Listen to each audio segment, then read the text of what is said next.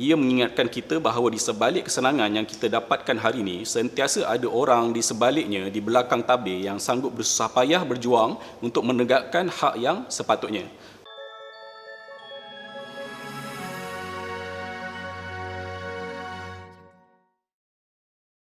Assalamualaikum, hai semua. Kembali lagi ke Hantam TV.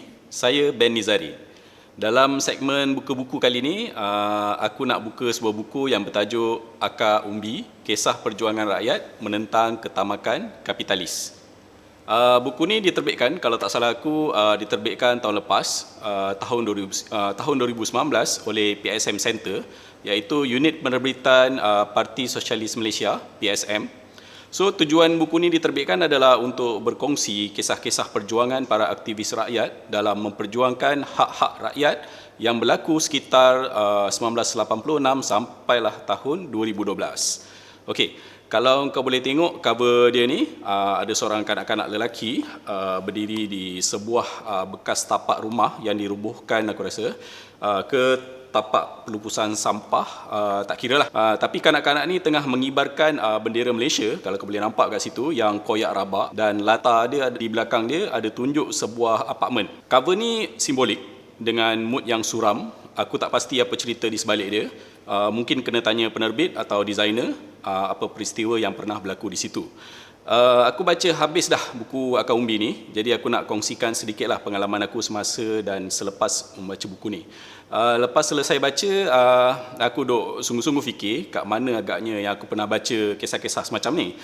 Selepas puas mengingat, rupanya dia bawa aku ke sebuah novel tulisan John Steinbeck yang berjudul Indubious Battle. Tapi yang aku baca ialah terjemahan terbitan DBP tahun 1989 oleh saudara Muhammad Ridwan. Novel asal dia terbit tahun 1936 dan dah selamat difilemkan pun sekitar tahun 2016 di bawah arahan James Franco. Walaupun Indubious Battle lebih radikal berbanding kisah-kisah dalam Akar Umbi, radikal maksudnya dalam Indubious Battle kaum petani angkat senjata.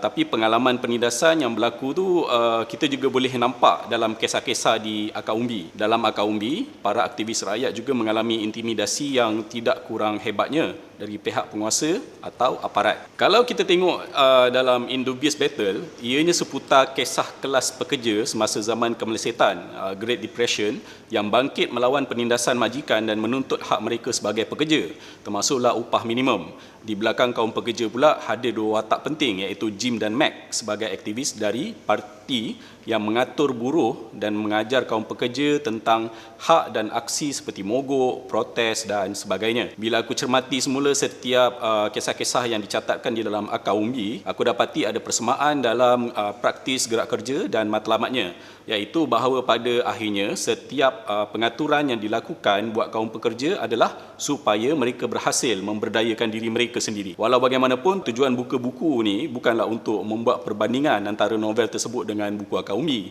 Satu hal yang jelas adalah Indubious Battle itu sebuah novel fiction, manakala Akar Umbi adalah kisah-kisah nyata yang real, yang sebenar, yang berlaku di negara kita ni. Okey, baiklah, secara umumnya Akar Umbi menghimpunkan seramai 8 orang penulis yang mempunyai latar belakang sebagai aktivis kaum pekerja. Mereka ini berkongsi sejumlah 16 kisah perjuangan melawan penindasan ke atas kaum pekerja yang berlaku di antara tahun 1986 sehinggalah ke tahun 2012. Semua penulis Akar Umbi aku kira sangat dikenali oleh para anggota Parti Sosialis Malaysia PSM dan juga para penyokongnya. Namun bagi orang luar yang belum pernah mendengar nama-nama dalam buku ni, barangkali hanya beberapa nama sajalah yang biasa didengar. Nama macam Arul atau Dr. Nasir, kan? So bila aku fikir balik, tiba-tiba aku rasa penghasilan dan pengedaran buku seperti semacam ini sebenarnya adalah penting.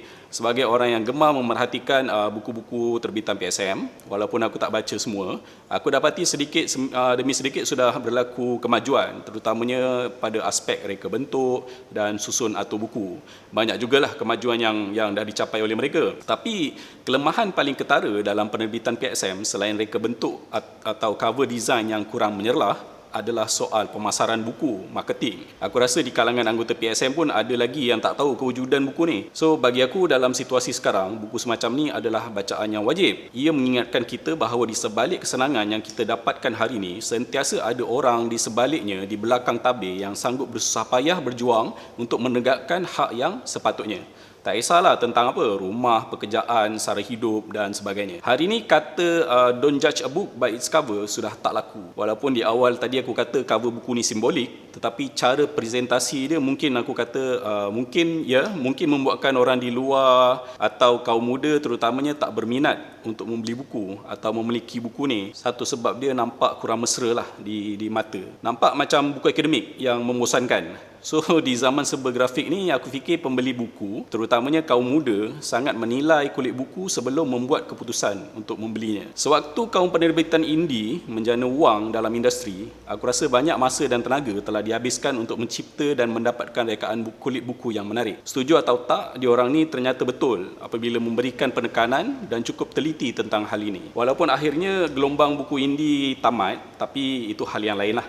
Reka bentuk, aku rasa ramai setuju yang ia berfungsi sebagai daya tarikan buat peminat buku. Buku yang bagus, yang baik sekalipun tetap memerlukan sentuhan reka bentuk yang cantik. Sebagai pembeli potensial, kulit buku adalah elemen pertama yang akan sampai ke otak kita menerusi deria penglihatan. Sebagai manusia, otak kita sebenarnya terhubung untuk memproses gambar lebih cepat daripada kata-kata. Kata pengasas Smashwords, Mark Cocker, sewaktu penglihatan kita tertancap pada sebuah kulit buku, kita akan merasakan sesuatu. Kulit buku yang bagus dapat membantu pembaca secara langsung mengenali bahawa buku ini adalah untuk mereka. Pada akhirnya, tujuan asal kita menghasilkan buku adalah untuk dijual. Betul tak? Okey. Kalau kita ke soal kandungan, tentang isi kandungan dia pula, sebenarnya terdapat banyak kekuatan dalam buku Akak Umbi ini. Kisah-kisah yang diceritakan dalam ni cukup menginspirasi, membakar semangat, memberikan kita pengajaran yang cukup berguna seperti kemenangan hanya boleh dicapai hanya jika kita tidak berpecah belah. Okay? Ini pengajaran paling besar terutamanya buat parti-parti politik dan seluruh anggota dia. Tak kiralah parti politik apa pun. Malah Akak Umbi turut memberikan ajaran yang cukup bermakna apabila ia cuba memberitahu bahawa kapitalisme bukanlah tidak dapat disentuh langsung, bukanlah kebal sangat, tapi mestilah terlebih dahulu kita pergi kepada soal-soal seperti kesungguhan dan kebijakan. Masih dalam konteks kandungan, dari satu sudut yang lain aku nampak Akak Umbi barangkali kurang sedikit sentuhan kreatif. Kreatif yang aku maksudkan adalah seperti menyuntik emosi ke dalam penceritaan berbanding menulisnya seperti sebuah laporan. Kaedah kreatif dengan menyuntik emosi ini sebenarnya akan lebih menyentuh jiwa pembaca. Misalnya seperti yang dilakukan di dalam catatan ladang Sungai Rasah dan catatan gupi plastik dalam buku ni. Secara peribadi aku rasa sebab bila baca catatan ladang Sungai Rasah, manakala catatan gupi plastik dia bakar semangat, kan? Inilah pentingnya yang aku cakap tadi, suntikan emosi. So hari ini dengan kondisi industri buku negara yang suram dan merosot, sesebuah buku aku fikir mestilah melalui satu proses yang cermat dari segenap aspek sebelum ianya terbit dan diedarkan atau dijual ke pasaran. Kalau hal-hal macam ni tak dipertimbangkan, pada akhirnya kita cuma bimbang buku-buku cuma akan berlungguk je dalam store. Akan ambil masa yang cukup lama untuk dijual. Tapi kalau marketing solid, mungkin akan membantulah. So, ini aku cuma cakap dari pelbagai aspek yang berkait design, marketing, kandungan dan sebagainya. Kau boleh je nak setuju atau tak setuju. Akhir kata, macam mana sekalipun, komen aku ke atas buku ni, hakikatnya ini adalah buku yang cukup baik. Korang kena beli sebab nilai yang mahal pada buku ni adalah kisah-kisahnya yang real. Kalau tak didokumentasikan, kisah-kisah ini akan hilang di telan zaman. Jadi buku ni adalah sebuah bukti manakala para penulis ini pula sudah abadi lah, kan? Catatan ni akan dikenang dan diturunkan dari generasi ke generasi, macam mana yang di luar nak menyumbang kepada proses ni. So beli dan milikinya. Alright, cara nak beli hubungi PSM di laman Facebook mereka. Jadi sampai sini saja untuk episod Buka Buku kali ini. Aku Ben Nizari.